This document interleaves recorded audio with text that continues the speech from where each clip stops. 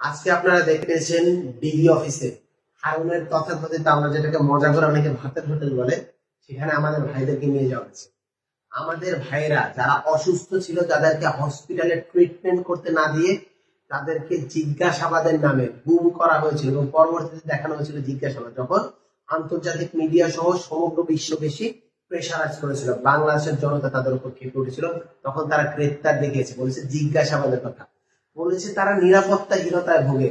তারা নিরাপত্তাহীনতায় কাদের জন্য ভোগে, কাদের ক্ষেত্রে ভোগে? আপনাদের জন্য। আপনারা তাদের নিরাপত্তাটাকে মাটিতে মিশিয়ে দিয়েছেন, আপনাদের জন্য তারা নিরাপদ। তো আজকে দেখা গেল কি, আমার ভাইদেরকে জোরপূর্বক অস্ত্রের ঝনঝনানিতে জোরপূর্বক একটা স্ক্রিপ্টেড জিনিস লিখে দেওয়া হয়েছে এবং সেটাকে বলা হয়েছে। দেখুন, আমার ভাইরা স্পষ্ট করে বলে গিয়েছিল আন্দোলন চলবে, যে মাঠে থাকবে সেই আন্দোলনের লিডার। বৈষম্য বিরোধী ছাত্র আন্দোলন একটা জিনিস স্পষ্ট করেছে, আমাদের লিডারশিপ অর্গানিক ভাবে গ্রো হবে, কেউ অফিসিয়াল লিডার না। এখানে যে মাঠে থাকবে, যে কর্মসূচি দিবে, যে এই আন্দোলনটাকে সুন্দরভাবে পরিচালনা করবে, সেই নেতৃত্ব দিয়ে সামনে আমাদের আন্দোলনকে এগিয়ে নিয়ে যাবে। আপনারা এই যে ছজন মানুষ দিয়েছেন, তাদের সম্পর্কে আমি কিছু কথা বলতে চাই। শুরুতে বলতে চাই, আমার বড় বোন, আমরা তাকে আয়রন লেডি বলে থাকি মজা করে না, সে সত্যিকার আয়রন লেডি। এই ক্যাম্পাসে যখন সন্ত্রাসী ছাত্রলীগরা মারতো স্টুডেন্ট অ্যাক্টিভিস্টদের, তখন সে বুক চিতিয়ে সেখানে দাঁড়িয়ে থাকতো এবং তাদেরকে উদ্ধার করে নিয়ে আসতো। সে নিজে একাধিকবার ছাত্রলীগের হামলার শিকার হয়েছে নারী হয়ে, তবুও সে কখনো পিছপা হয়নি। সেই আমার বড় বোন নুসরাত তাবাসসুমকে আপনারা চেহারা দেখলে বুঝতে পারবেন কি বিশ্রী লেভেলে নির্যাতন করা হয়েছে, কিন্তু তাকে ছাড়া হয় নাই এবং তার থেকে আস্তে আস্তে জোর করে যে জবানবন্দি দেওয়া হচ্ছে। এরপর নাহিদ ইসলামের কথা আসতেছে। আপনারা দেখতে পেয়েছেন এই মানুষটাকে কিভাবে টর্চার করা হয়েছিল। তাকে যে মারা হয়েছে, সেই দাগগুলো কিন্তু ফেসবুক, ইউটিউব সব জায়গার ভিতরে আন্তর্জাতিক গোটা বিশ্ববাসী দেখেছে তাকে কিভাবে নির্যাতন করা হয়েছে, তবুও সে পিছপা হয়নি। তাকে দিয়ে জোরপূর্বক স্টেটমেন্ট দেওয়া আছে। আমি বিশ্বাস করি না আমার বড় ভাই নাহিদ ইসলাম শুধুমাত্র নিজের প্রাণের ভয় তিনি এই স্টেটমেন্ট বদলেছেন। এটা স্পষ্ট, তাকে তার পরিবার দিয়ে ভয় দেখানো হয়েছে। আপনারা সকলেই জানেন যে তার ওয়াইফকেও আটক করা হয়েছিল, তার পরিবার দিয়ে ভয় দেখানো হয়েছে। সেই সাথে তাকে হলো গিয়ে আমাদের গণগ্রাসফায়ার ভয় দেখানো হয়েছে, এটা আমার সত্যিকারের বিশ্বাস। এবং সেই সাথে আমাদের নাহিদ ভাইয়ের সহ ওখানে যারা ছিল প্রত্যেকে বিশ্বাস করতো, তারা যে স্টেটমেন্টটি দেয়, তারা যেহেতু আমাদের শেষ পর্যন্ত বলে গিয়েছিল আন্দোলন মাঠে চলবে এবং শহীদের রক্তের উপর পাড়া দিয়ে আমরা কেউ আন্দোলন থেকে সরে যাবো না, আমরা দাবি আদায় করে থাকবো।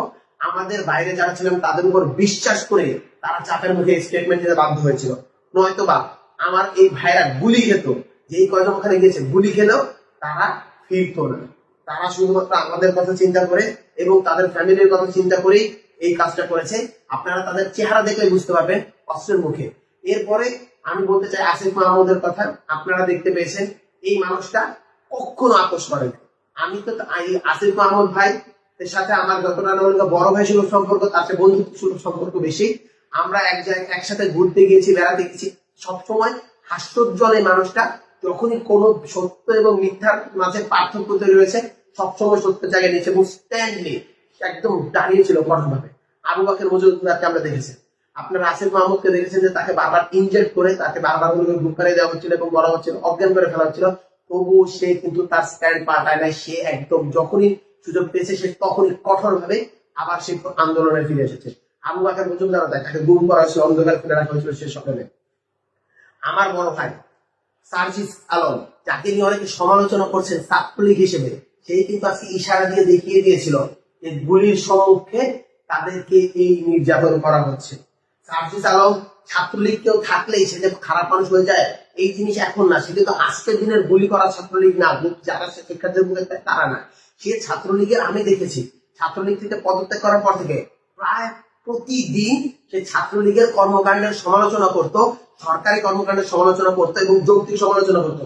সে একজন খুবই ভালো মানের ডিবেটর, খুবই ভালো মানের লেখক। আপনারা যদি তার আইডিতে যান আপনারা দেখতে পাবেন আজকে তার যে স্ট্যান্ড, এই জিনিসটা নতুন না। সে অনেক আগে থেকেই বৈষম্যের বিরুদ্ধে কথা বলে, সে অনেক আগে থেকে অন্যায়ের বিরুদ্ধে কথা বলে। আপনারা যে গুজবটা একটা ছড়িয়ে গিয়েছে নানাবিধ ভাবে, আমরা বলবো সেখান থেকে সতর্ক হন। আপনারা এমন কিছু ছড়াবেন না। বৈষম্য বিরোধী ছাত্র আন্দোলনের প্রত্যেকটা সমন্বয় এক একটা মিসাইল, এক একটা বারুদ, এক একটা বজ্রকণ্ঠের মতো অভিযোগ। তারা কখনো অন্যায়ের কাছে মাথা নত করে না। আপনারা তো হাসনাত আব্দুল্লাহকে চেনেন। হাসনাত আব্দুল্লাহ সেই হাসনাত আব্দুল্লাহ যে ঢাকা বিশ্ববিদ্যালয়ের রেজিস্ট্রার বিল্ডিং এ যখন হলো গিয়ে সমস্যা হয়, সেই সমস্যা একা হাতে সমাধান করার জন্য অনশনে বসেছিল। আমি এবং আমার বন্ধু হাসিব আল ইসলাম সারা রাত সেখানে দাঁড়িয়েছিলাম। আমরা দেখেছিলাম, আমরা বারবার করে বলছিলাম যে ভাই একটু পানি খান। তার কিডনিতে সমস্যা ছিল, তার আরো অনেক জায়গায় সমস্যা ছিল। কিছুদিন আগেই তার অপারেশন হয়েছিল। আমরা বলছিলাম ভাই একবার পানি খান, কেউ দেখবেন না। সে বলেছিল এইটা আমাদের রকিজ, আমি যে অনশন করছি হাজারো শিক্ষার্থী আমার দিকে তাকিয়েছে, তাদের সাথে বেইমানি করা হবে।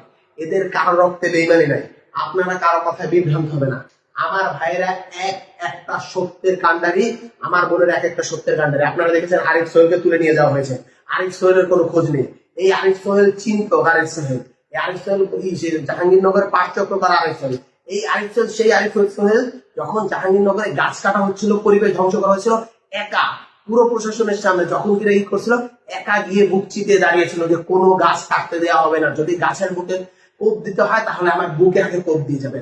এই আরিফ সোহেলকে খুঁজে পাওয়া যাচ্ছে না। আরিফ সোহেল কোথায়? আরিফ সোহেল বেঁচে আছে কিনা মরে গেছে? আরিফ সোহেলের বাবা মা কান্নাকানি করতেছে। আরিফ সোহেলকে ফিরিয়ে দিতে হবে। আরিফ সোহেলের জন্য জাহাঙ্গীরনগর সব পুরো বাংলাদেশ কান্না করতেছে। আরিফ সোহেলের খোঁজ নেই। আমরা আরিফ সোহেলকে দেখতে চাই। বৈষম্য বিরোধী ছাত্র আন্দোলন ইউনাইটেড আছে। বৈষম্য বিরোধী ছাত্র আন্দোলন সবসময় একত্রিত আছে। আপনারা এই গুজবে কান দিবেন না, আপনারা বিভ্রান্ত হবেন না। যারা বাইরে আছে বৈষম্য বিরোধী ছাত্র আন্দোলনের প্রত্যেকটা স্টুডেন্ট সারা বাংলাদেশে, তারা নিজেরা সমন্বয় করার যোগ্যতা রাখে। প্রত্যেকে এক একজন সমন্বয়। সুতরাং আপনি কজনকে মারবেন, কজনকে জেলে ভরবেন, কজনকে ভাতের হোটেলে গিয়ে খাওয়াবেন, আসেন আমরা বলতে চাই হারুন সাহেব, আপনি বিশাল বড় একটা টেবিল বানান। আমরা বাংলাদেশের 18 কোটি মানুষ, প্রত্যেকেই এক একটা নাহিদ ইসলাম, প্রত্যেকেই এক একটা আসিফ মাহমুদ, প্রত্যেকটা আমার প্রত্যেকটা বনি এক একটা নুসরাত তাবাসসুম। আপনারা আমাদের এই 18 কোটি মানুষকে ভাতের টেবিলে দাওয়াত দেন, আমরা সবাই অ্যারেস্ট হয়ে একসাথে ভাতের টেবিলে একসাথে খেতে চাই। গোটা বাংলাদেশ খাবে। এই বলে আমি আমার বক্তব্য শেষ করছি। বৈষম্য বিরোধী ছাত্র আন্দোলন জিন্দাবাদ।